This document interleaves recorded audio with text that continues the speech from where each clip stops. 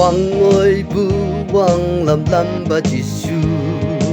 anu la ne nang yeleang hanghi me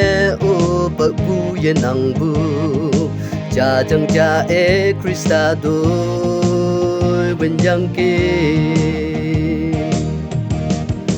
Calvary Tangpem takpu tokte hüoshüoh teme shaoshi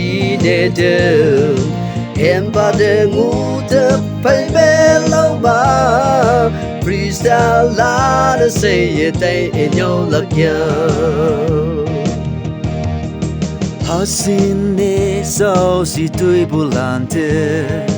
Ümeng wendem si yashan nenen okpu Jesu tenyih toman nang teme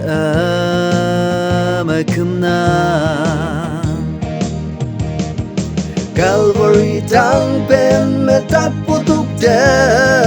hüoshüoh teme shaoshi heampha Ngotüp phei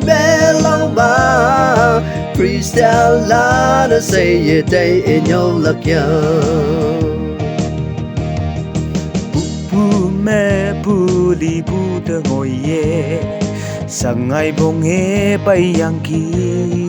heampha khristan lan temane wangngoi se isa salakya Calvary Tangpem takpu tokte hüoshüoh teme shaoshi heampha Ngotüp phei lâu ba khristan la de teih